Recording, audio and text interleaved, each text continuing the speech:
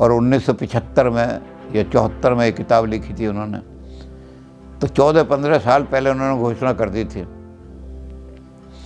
जल्दी ही वो समय आने वाला है जब मार्क्स और लेनिन के नाम केवल पॉलिटिकल साइंस की किताबों तक सीमित रह जाएंगे। दुनिया में कोई भी नहीं जानेगा कि कौन थे कार्ल मार्क्स और कौन था लेनिन। लेकिन name of Guru Nanak, name of Buddha, name of Christ, name of Isa Masih, ये उसी श्रद्धा के साथ लिए जाते रहेंगे जिस श्रद्धा के साथ आज तक लिए जाते रहे हैं।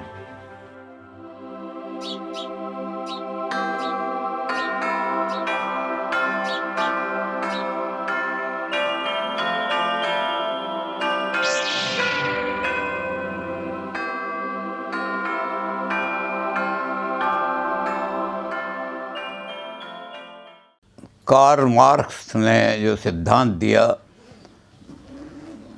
वो 75 वर्ष तक एक तूफान की तरह इस दुनिया में को अपने लपेट में लिए रहा।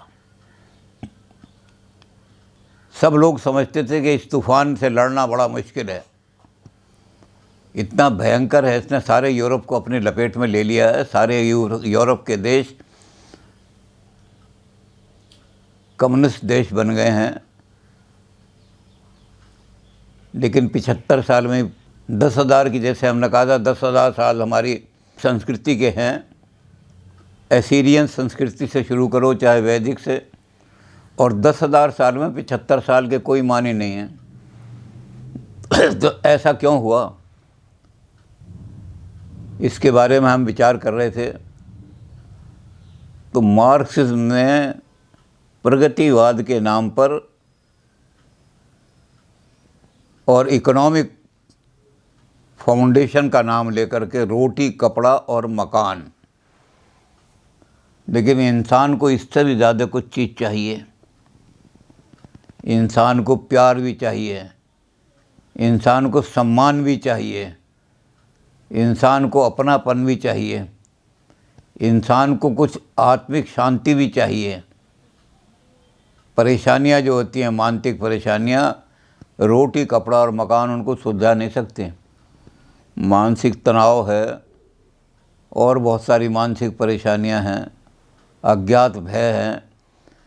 मार्क्स ने इनके बारे में कुछ नहीं कहा। रोटी, कपड़ा, मकान से ज़िंदगी नहीं बनती आदमी की। सबसे पहली चीज़ क्या हुई कि इन्होंने कहा कि जितनी भी कल्चरल वैल्यूज़ हैं, क्योंकि दुनिया के अंदर जितनी भी कल्चर हैं वो किसी न किसी धर्म से निकली हैं। हमारे सारे संस्कार जितने हैं, जिनको कल्चर कहा जाता है, वो हमारे किसी न किसी धर्म से, मुसलमानों के धर्म से मुस्लिम कल्चर निकली, वेस्टर्न कल्चर ईसाई धर्म से निकली, भारतीय संस्कृति भारतीय दर्शन से, भारतीय धर्म से निकली। तो हमारी जीवन की जो मूल्य हैं, जीवन की जो वैल्यूज़ हैं, वो किसी न किसी धर्म से निकली हैं। और मार्क्स ने धर्म को बिल्कुल कह करके कि एक अफीम है, धोखा है, इल्यूजन है, कल्चर को भी ख़त्म कर दिया। और जब कल्चर ख़त्म हो जाती है तो आदमी की ज़िंदगी में क्या रह जाता है जो कम्युनिज्म ने दिया दुनिया को? शराब,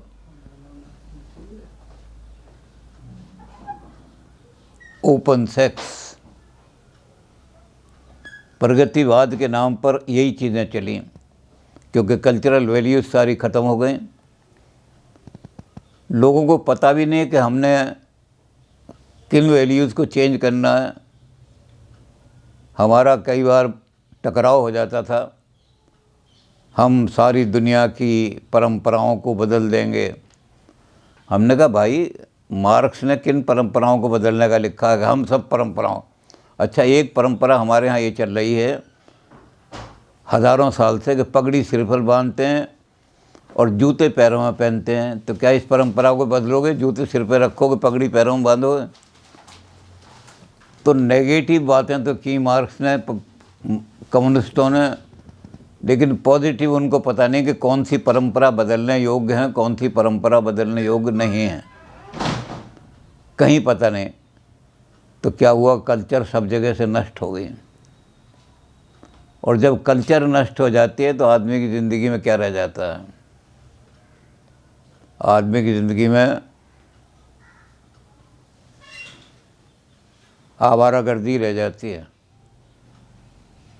और मार्क्सिज्म ने यही किया। प्रगतिवाद के नाम पर जहाँ भी आप जाएंगे दो चीज़ें मिलेंगी, शराब पियो और ओपन सेक्स। और उन्होंने लिख दिया, कम्युनिस्टों ने, ताकतो हुस्नो ज़र भी तो नशे हैं। कुछ लोगों को ताकत का इतना नशा होता है कि किसी को आदमी नहीं समझते, कुचल दें। ताकत, और किसी को हुस्न का इतना नशा होता है कि बात भी नहीं करे, किसी से नमस्कार भी नहीं करे।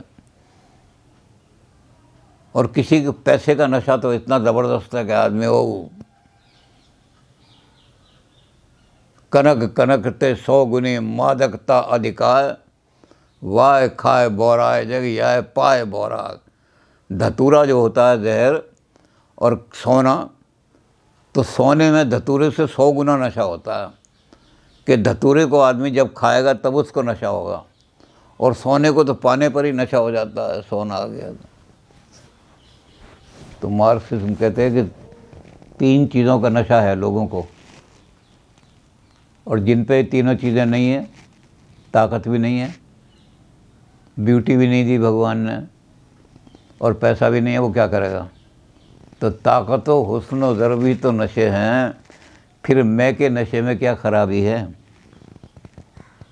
जिस पे ये तीनों चीज़ें नहीं, वो शराब ही पिएगा फिर तो ताकतो हुस्नो ज़र भी तो नशे हैं, फिर मैं के नशे में क्या खराबी है? बादा नौशों को कोसने वालों, आदमी फितरतन शराबी। आदमी को नशा चाहिए कोई ना कोई। अगर ये तीनों नशे नहीं हैं तो उन्होंने नशे की। और भी कल्चरल वैल्यूज जो हैं वो सारी की सारी स्त्रियों का शरीर पवित्र, उसके अंदर एक ऐसा, जिसको हमने कहा, हमारे यहाँ कहा, हिंदुस्तान में कहा, शुचिव्रता। देवी ने कहा उसको, मैं शुचिव्रता हूँ, अगर मेरे शरीर को हाथ लगाएगा तो तू भस्म हो जाएगा। इन्होंने कहा ये जो शब्द हैं शुचिव्रता और ये सब, ये बूर्जुआ लोगों ने निकाले हैं औरत को अपना गुलाम बनाए रखने के लिए। औरत तो भोग की वस्तु है, औरत को स्वतंत्र करो। प्रगतिवाद के नाम पर भोगवाद आ गया। औरत को पवित्र कह करके और उसको घर में तुमने कैद कर लिया है। बूर्जुआ लोग हैं, कैपिटलिस्ट लोग हैं, औरत को कह दिया तू बड़ी पवित्र है, तू बड़ी वफादार है, तू ये है वो है। और प्रगतिवादी औरत जो है वो कहती है ना मैं पवित्र हूँ, ना वफादार हूँ, कुछ भी नहीं हूँ, मैं तो औरत हूँ बस। तो हर तरह की कल्चरल वैल्यूज जब नाश कर दी तो लोगों को घृणा होनी शुरू हो गई कम्युनिज्म से।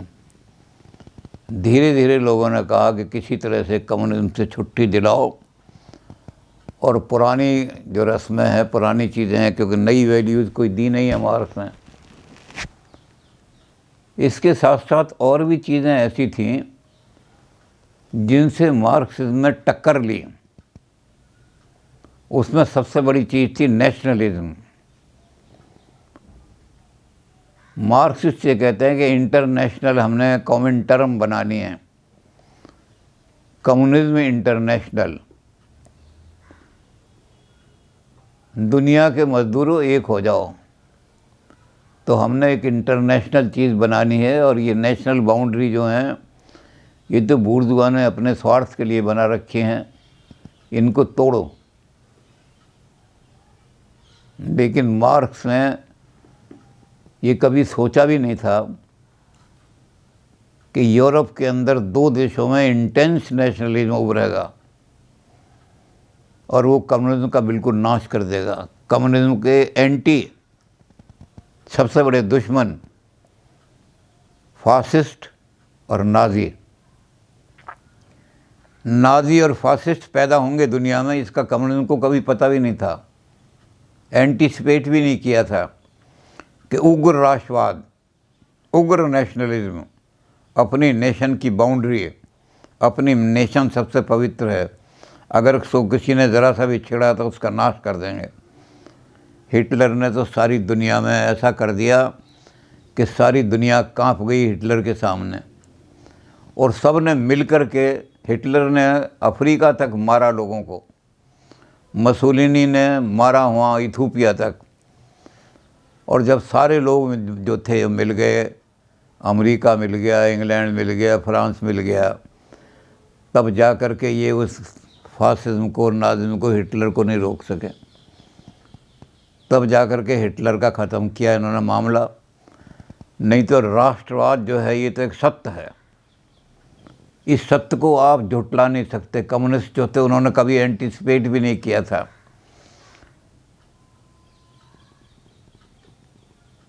और आज राष्ट्रवाद जो है ये एक सत्य बन करके खड़ा हुआ है। आप किसी राष्ट्र की बाउंड्री को नहीं छू सकते कम्युनिज्म के नाम से। आप कम्युनिज्म के नाम से किसी देश को अपना गुलाम नहीं बना सकते कि हम इंटरनेशनलिज्म लाएंगे इसलिए। तो राष्ट्रवाद इतना उग्र हुआ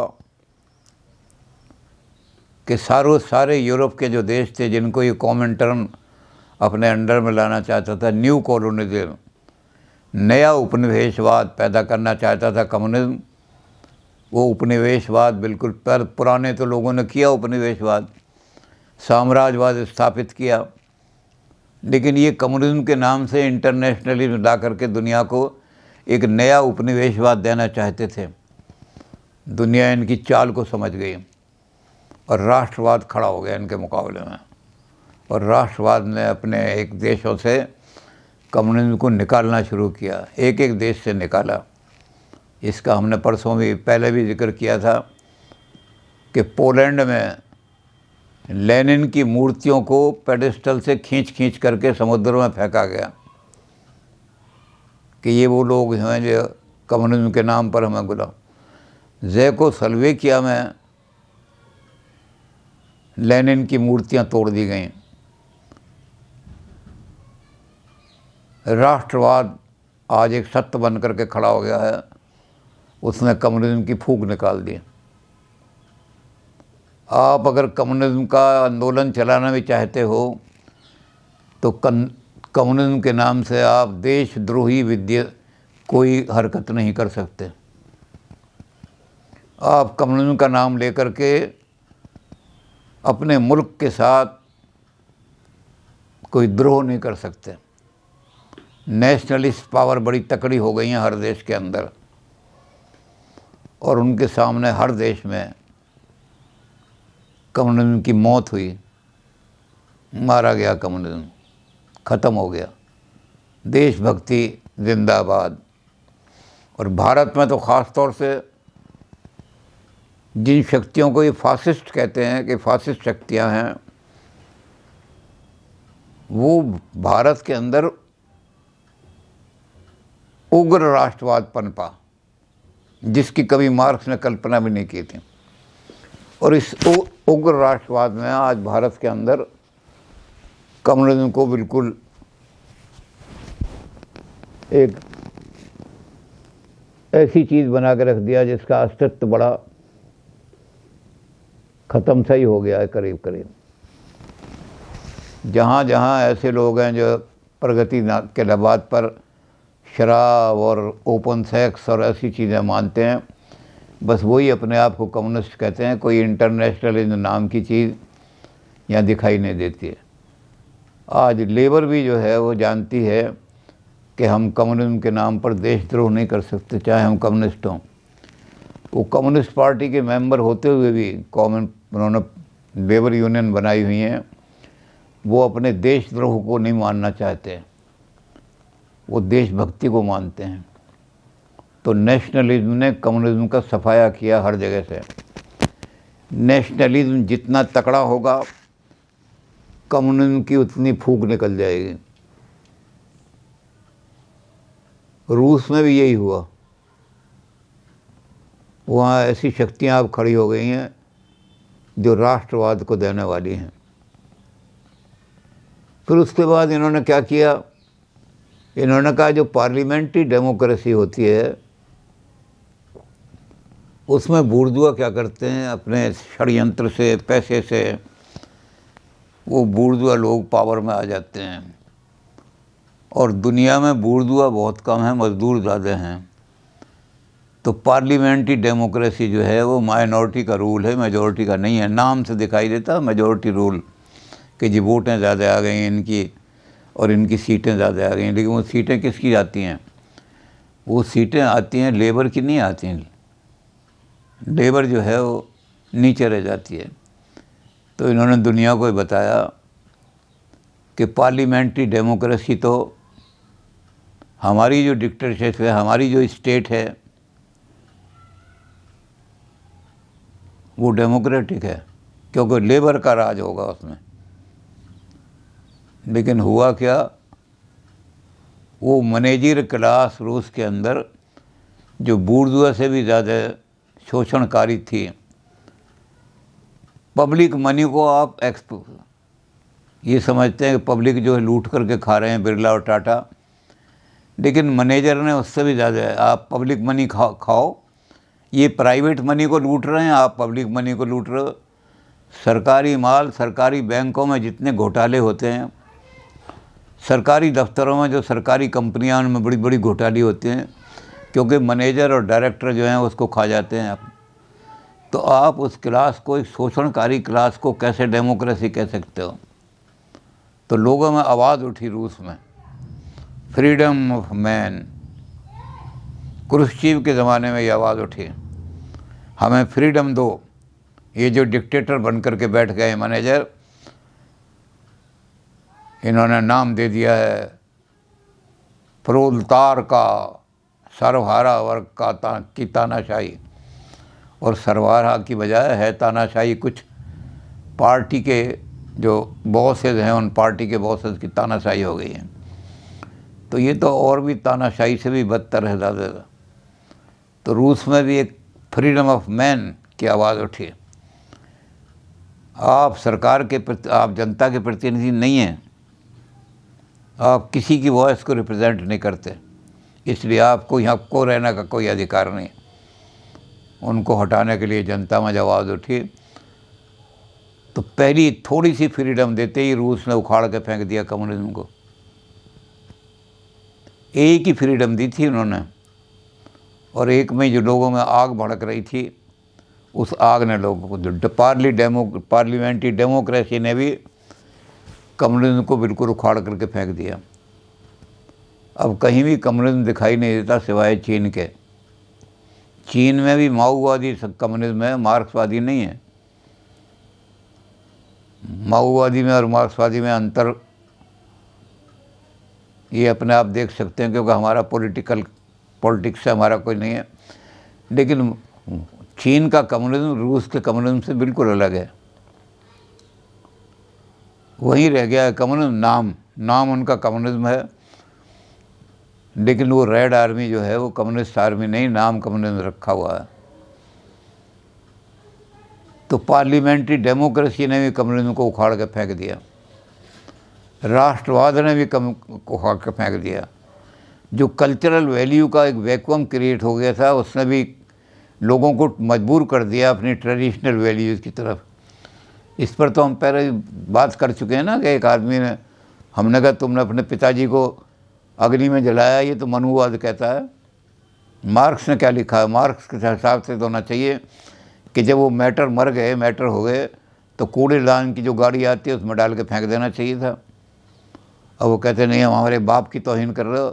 तुम्हारे बाप की तौहीन नहीं कर रहे, हम ये दिखा रहे हैं कि तुम्हें मजबूरी ही अपनी जीवन की वैल्यूज़ के लिए मनुवाद की तरफ आना पड़ेगा, क्योंकि मार्क्स ने कोई वैल्यू नहीं दी। अब सबसे बड़ी चीज़ रह गई रिलीजन।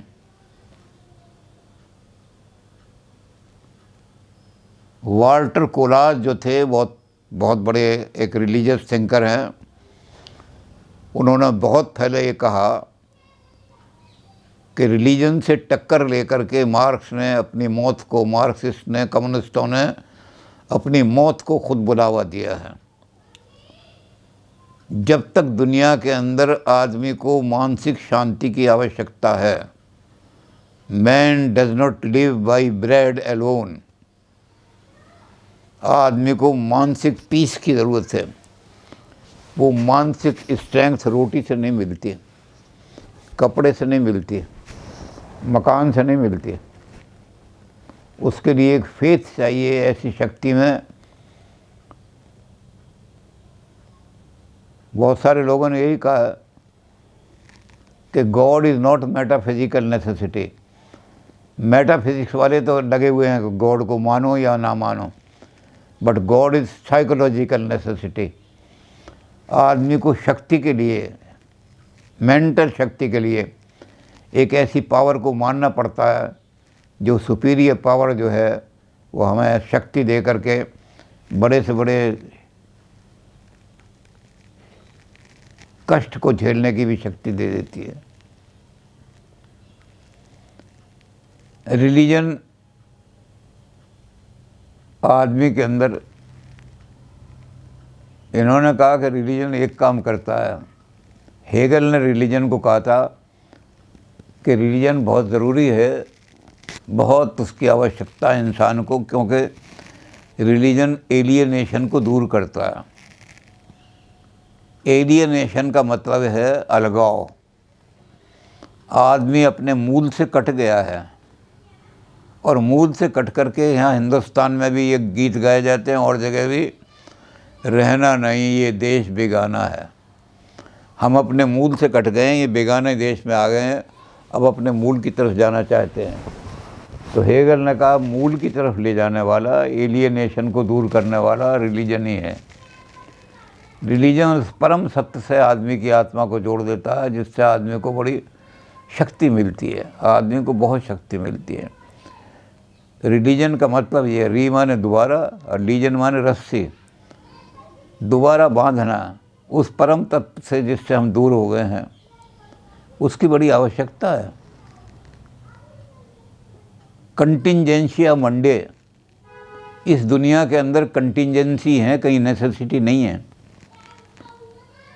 कुछ भी हो सकता है। अभी बैठे बैठे हम यहाँ बैठे हुए हैं, अभी पता लगे फलां जगह कोई, किसी ने, पाकिस्तान ने बम गिरा दिया, या पता लगेगा फलां जगह बड़े तकड़े ओले पड़ गए, वहाँ से खेत में चढ़ते हुए जानवर मर गए, कुछ नहीं बता सकते। कोई कम्युनिज्म का नियम ऐसा है जो बता दे, इस कंटिंजेंसी को दूर कर दे? कंटिंजेंसिया मंडी को दूर नहीं कर सकता कोई भी आदमी। बड़ी से बड़ी विज्ञान भी पैदा हो जाए, विज्ञान भी कंटिंजेंसिया दूर नहीं कर सकता। दुनिया में कंटिंजेंसी रहेंगी।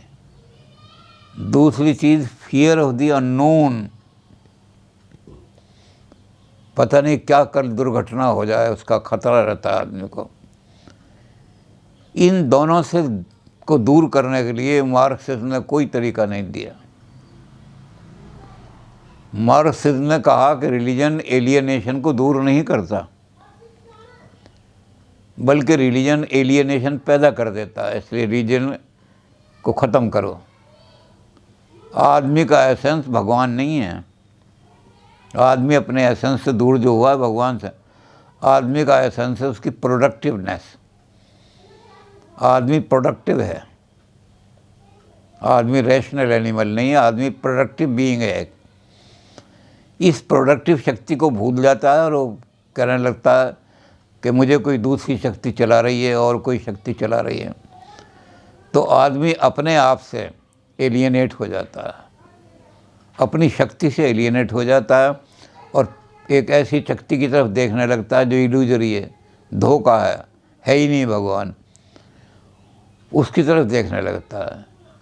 जब रिलीजन को ख़त्म कर दोगे तो आदमी अपनी शक्ति को पहचान लेगा, मैं कितना महान हूँ, मैं किसी के हाथ की कठपुतली नहीं हूँ, भगवान का सहारा नहीं है, मेरा अपना सहारा है।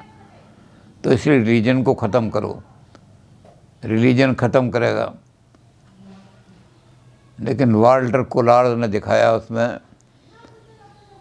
कि मार्क्सिज्म ना तो कंटिंजेंसिया मंडी को दूर कर सकता है, आदमी को कंटिंजेंसी को झेलने के लिए किसी साइकोलॉजिकल पावर की ज़रूरत रहेगी, हमेशा रहेगी, जब तक आदमी इम्परफेक्ट है। फियर ऑफ द अननोन भी रहेगा आदमी को, साइकोलॉजिकल प्रॉब्लम भी रहेंगी आदमी को, और उसके लिए आदमी को एक सोर्स की ज़रूरत पड़ेगी। वो सोर्स किसने दिया है? वो हमारे पीरों ने, पैगंबर ने दिया है। इसलिए हमारे वाल्टर कोलार्ड ने बहुत पहले रिलीजन इन यूएसएसआर वाले रिलीजन को ख़त्म करके एक समाज बनाना चाहते हैं। हमारे यहाँ राधा कृष्ण ने भी कहा था, राधा कृष्ण ने कहा था कि ये एक इल्यूजन है, ये एक दुनिया की आंखों में धूल झोंकी जा रही है, बिना रिलीजन के कोई समाज नहीं बन सकता। ये रूस ही फेल हो जाएंगे, कम्युनिज्म एक दिन फेल हो जाएगा, क्योंकि बिना रिलीजन के समाज बन ही नहीं सकता। रिलीजन आदमी के लिए उतना ही ज़रूरी है जितना रोटी ज़रूरी है। आदमी को स्पिरिचुअल भूख भी चाहिए, आदमी को ऐसी चीज़ चाहिए जिससे वो लव कर सके और जो उसको लव कर सके, धोखा ना दे, वो ऐसी शक्ति है। तो रिलीजन ने ऐसी बहुत सारी शक्तियाँ दी हैं, इसका वर्णन उन्होंने किया है वाल्टर कोलार्ड ने, कि जिसका बदल कम्युनिज्म कभी नहीं दे सकता। इसलिए उन्होंने अंत में रिज़ल्ट निकाला, कॉन्सिक्वेंसेस निकाले, टाइम इज़ शॉर्ट, कम जल्दी ही वो समय आने वाला है। 1992 में ख़त्म हुआ है ना कम्युनिज्म, और 1975 में या 74 में एक किताब लिखी थी उन्होंने, तो 14-15 साल पहले उन्होंने घोषणा कर दी थी। जल्दी ही वो समय आने वाला है जब मार्क्स और लेनिन के नाम केवल पॉलिटिकल साइंस की किताबों तक सीमित रह जाएंगे। दुनिया में कोई भी नहीं जानेगा कि कौन थे कार्ल मार्क्स और कौन था लेनिन। लेकिन name of Guru Nanak, name of Buddha, name of Christ, name of Isa Masih, ये उसी श्रद्धा के साथ लिए जाते रहेंगे जिस श्रद्धा के साथ आज तक लिए जाते रहे हैं। और नतीजा क्या हुआ कि जिसको कम्युनिज्म कहता था रिलीजन को कि अफीम है ये, उस अफीम की आज इतनी मांग हो गई है, क्योंकि 75 साल तक लोग तरसते रहे रिलीजन के लिए। जिसको ये अफीम कह करके कंडेम करते रहे, आज उसी को लोग मांग रहे हैं केक की तरह। रिलीजन नहीं, रिलीजन अफीम नहीं है, रिलीजन केक है, हॉट केक, हॉट केक चाहिए हमें। तो रिलीजन की इतनी ज़रूरत पड़ रही है। वहाँ मंदिर खोल दिए गए, पैगोडा खोल दिए गए, मस्जिदें खोल दी गई, और तो और वहाँ कोई कृष्ण का मंदिर रूस में नहीं था।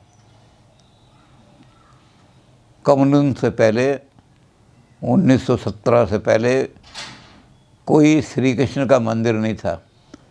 लेकिन कम्युनिज्म के नष्ट होने के बाद वहाँ इस्कॉन के भी 3 मंदिर बन गए, क्योंकि वहाँ लोगों को भूख लग रही है, रिलीजन लाओ, रिलीजन लाओ, धर्म को वापस लाओ। और धर्म को वापस लाने के अंदर वहाँ कम्युनिज्म से बिल्कुल हट करके वहाँ बड़े बड़े पैगोडा, बड़ी बड़ी मस्जिदें, बड़े बड़े इस्कॉन के मंदिर खुल रहे हैं। और वो जो बात वाल्टर कोलार्ड ने कही थी, मार्क्स और लेनिन का नाम सिर्फ किताबों तक ही सीमित रह जाएगा, वो भी पॉलिटिकल साइंस की किताबों तक। आज लेनिन की कबर पर जहाँ मेले लगते थे रेड स्क्वायर में, वहाँ रेड स्क्वायर पर कोई ज़ियारत का वैसे भी नाम लेने भी नहीं जाता। अब वो कहने लगे कि इसकी जो लाश है उसको तो कीड़े खा गए होंगे, यहाँ से रेड स्क्वायर से हटाओ इसको। तो चर्च ने मना कर दिया, ये मानवता का शत्रु, ये गॉड के दुश्मन, ये धर्मद्रोही, इनको हम चर्च में कोई जगह नहीं देंगे। इनकी डेड बॉडी चर्च में नहीं दफनाई जा सकती। इनको तो समुद्र में फेंक दो, समुद्र के अंदर फेंक दो, लेकिन ये यहाँ नहीं। तो लेनिन का जो मकबरा है, आज वहाँ कोई जाता तक नहीं मत्था टेकना है। और उनकी कब्र को निकाल करके किसी, तो रिलीजन ने कम्युनिज्म का बिल्कुल नाश। रिलीजन की शक्तियाँ, असल में बात क्या है कि लेनिन, जैसा हमने कहा कि लेनिन और स्टालिन जो थे वो ऊंचे फिलोसफर नहीं थे, वो केवल पॉलिटिकल पावर हंगरी थे। पॉलिटिकल पावर कैप्चर करनी चाहिए। तो कुछ लोग जो हैं, जैसे रॉबर्ट टक्कर हैं अमेरिका के अंदर, उन्होंने कहा है कि मार्क्स ने बहुत ऊंची फिलॉसफी दी थी। मार्क्स ने ह्यूमनिज्म की फिलॉसफी दी थी। चर्च बहुत करप्ट हो गया था, चर्च के अंदर दुराचार ही दुराचार फैल गया था। मार्क्स ने उस दुराचारी चर्च को क्रिटिसाइज किया, रिलीजन को एज सच क्रिटिसाइज नहीं किया। मार्क्स का सारा क्रिटिसिज्म जो है वो उन लोगों के लिए है जो चर्च में जाके ज़्यादा पैसा चढ़ा दें। उनको एक स्लिप लिख करके दे दी जाती थी कि 478वीं सीट स्वर्ग में आपके लिए रिजर्व हो गई है, और वो उनकी जनाजे के साथ रख दी जाती थी। तो जब स्वर्ग की सीटें भी बिकने लगी, ऐसी जगह को उनको मार्क्स ने कंडेम किया था। लोग, लेनिन और स्टालिन ने कहा कि मार्क्स रिलीजन को ही कंडेम कर रहे हैं। उन्होंने रिलीजन के खिलाफ बोलना शुरू कर दिया, और रिलीजन ने आज उनको नाश कर दिया। रिलीजन दोबारा आ गया। वाल्टर कोलार्ड की बात ठीक हो गई। आज भी लोग बुद्ध का नाम उसी श्रद्धा के साथ ले रहे हैं। गुरु नानक का नाम लेते ही सर झुक जाता है, लेकिन मार्क्स और लेनिन का नाम लेने के बाद कोई आदमी उतनी श्रद्धा व्यक्त नहीं करता। इसलिए कुछ लोगों ने कहा कि मार्क्स एंड लेनिन ये शैतान के अवतार हैं। दे आर डेमोनिकल पावर्स, शैतानिकल पावर्स, जिन्होंने मानवता को दुराचार की ओर, कल्चरल विहीन की ओर, धर्मद्रोह की ओर, राष्ट्रद्रोह की ओर, देश के साथ द्रोह करो, गद्दारी करो, इनकी ओर खींचा, फेंका। इसलिए इनको बहुत सारे लोग जो है आज कि ये लोग जो थे ये मानवता के शत्रु, ये धर्म के शत्रु, ये भगवान के शत्रु थे। इसलिए इनको किताबों तक ही सीमित रख दो, कम्युनिज्म का डंका बजना बंद हो जाए और कम्युनिज्म केवल वाइन एंड वुमन तक ही सीमित रह जाए। बस आज यही हो गया है। कम्युनिज्म उखड़ गया, धर्म दोबारा आ गया, भगवान दोबारा आ गए, कल्चर दोबारा आ गई, वैल्यूज़ दोबारा आ गई, देशभक्ति दोबारा आ गई, प्रजातंत्र दोबारा आ गया, डेमोक्रेसी दोबारा आ गई। तो मार्क्सिज्म को हम निकाल करके और अब वो समाज बना रहे हैं जिसमें मानवीय वैल्यू हैं, जिसमें समाज के उत्थान और देश के उत्थान के लिए, चाहे इन्होंने उसको कितना ही अफीम कहो या कुछ कहो, लेकिन मानव को जीवन में बड़ी शांति देने वाला रिलीजन है और रिलीजन ही रहेगा। हम रिलीजन को सुधार सकते हैं जहाँ करप्शन आ गई है, लेकिन रिलीजन को एलिमिनेट नहीं कर सकते। जिस समय रूस की लड़ाई हुई, पहली वर्ल्ड वार हुई, तो चूँकि ये धर्म के द्रोही थे, इन्होंने मस्जिदों को भी कल्चरल प्रोग्राम के सेंटर बना दिया था। इसलिए मुस्लिम देशों ने, ईरान ने, अरेबिया ने और देशों ने तेल लेना बंद कर दिया। और जब तेल नहीं मिला तो एक भी जहाज़ उड़ नहीं सकता था। तो रूस का क्या करे, तो रूस ने एकदम क्या किया, धर्म के आगे घुटने टेक दिए, मस्जिदें खोल दी और कहा कि हमें बाबा तेल दे दो। वाल्टर कोलार्ड कहते हैं कम्युनिज्म तेल में डूब गया, कम्युनिज्म सबमर्ज हो गया तेल के अंदर। तो ऐसी थ्योरी जो 75 साल ही डंका बजा के गई, वो वाकई ऐसी थ्योरी जी जल्दी सबमर्ज हो जानी चाहिए थी। वो देर में सबमर्ज हुई, पहले ही तेल में सबमर्ज हो जाती या समुद्र में ही समा जाती तो ज़्यादा अच्छा था। तो हम मार्क्सिज्म को अब यहीं छोड़ देते हैं कि मार्क्स जी आप जाओ, आप और लेनिन केवल किताबों तक ही सीमित रह जाओ, बाकी दुनिया को और चलना दो दुनिया की शक्तियों के साथ।